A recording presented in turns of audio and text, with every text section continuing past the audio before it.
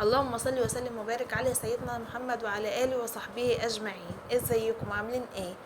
تعالوا النهاردة نعمل وصفة البشاميل بقطع الفراخ ومشكل الجبن، الشيدر على الرومي على الجزر على الكلام من ده. وتعالوا النهارده طريقه سهله وبسيطه وهتعجبكم جدا للي جربها قبل كده واللي ما جربهاش، ولو لسه مبتدئه او داخله المطبخ هتعجبك الوصفه. جبنا بصلتين 3 كده على قد ما بتحب البصل في البشاميل، وهتنزلي بيه في الصينيه وتنزلي عليه تشوحيه بس لحد ما يتدبل معاكي، وتنزلي عليه بقطع الفراخ ورشه فلفل اسمر.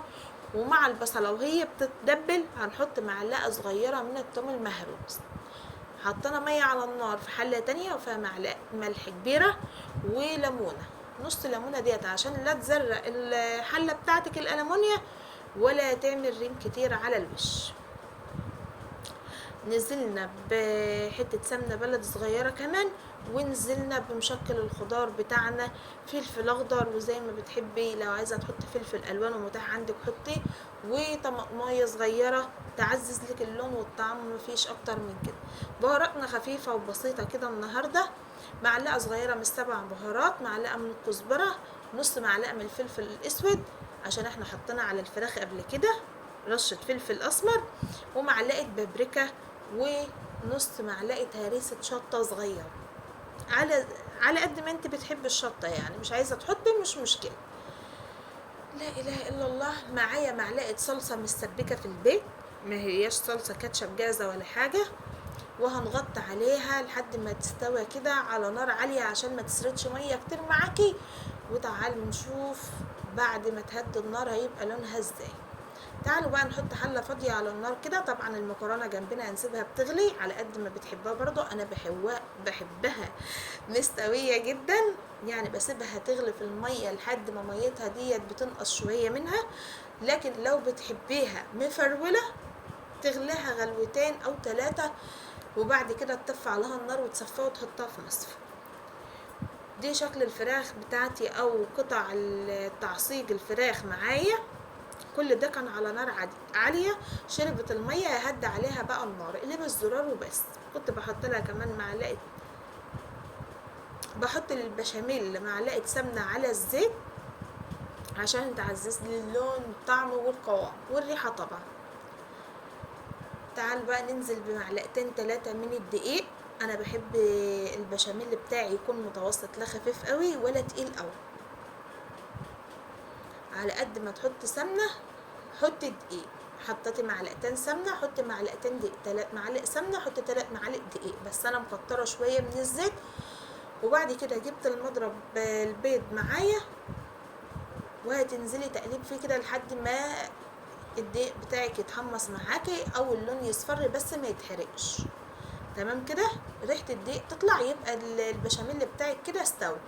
هجيب اللبن واحطه ادفيه بس كده وانزل عليه البشاميل بتاعي. ولو معاكي كيس بشاميل جاهز وحبه كده اعملي حبه كده اعملي، كل شيء متاح في اي وصفه، ما تعطليش نفسك على اي حاجه.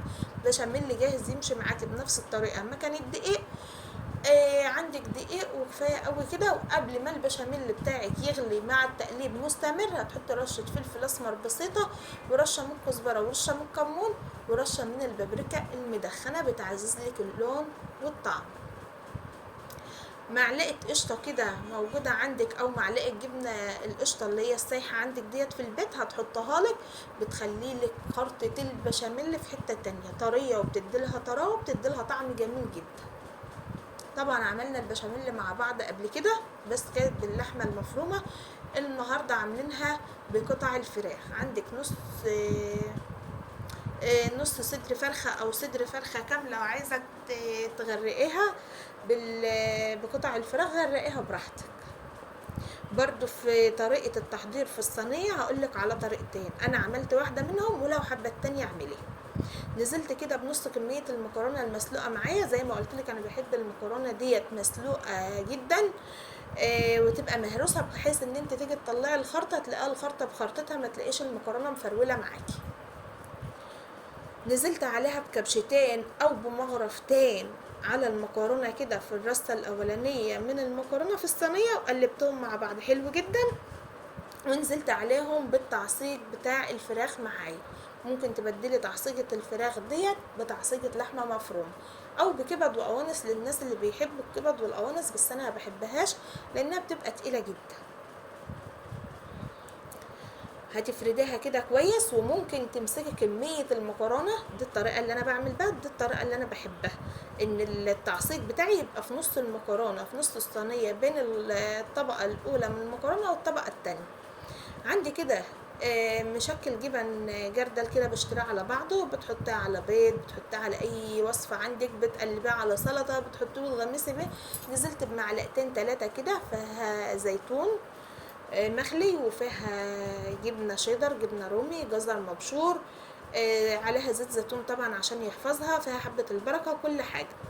ونزلت بعد طبقتين 3 اللي انا حطيتهم بكمية المكرونة اللي لسه فاضلة عندي، هنزل على وشهم كده بحتتين من قطع التعصيج اللي لسه باقيه معايا. طبعا زي ما انتم شايفين لسه باقي معايا معلقتين من التعصيج، انزل منهم بمعلقه وافردها على الوش كده تدي قطع وكشكل. ممكن بقى بدل الطبقات ديت كلها بتقلبي كل الطبقات اللي احنا عملناها فوق بعضها ديت، بتقلبها في بعضها مره واحده، وتنزلي بالبشاميل عليهم يغطوهم، وفوق منهم مبشور الجبنه الموتزاريلا، وخلاص على كده وتزقها في الفرن. انما انا بحب البشاميل بتاعي او صينيه البشاميل بتاعتي تبقى خرط وطبقات فوق بعضها.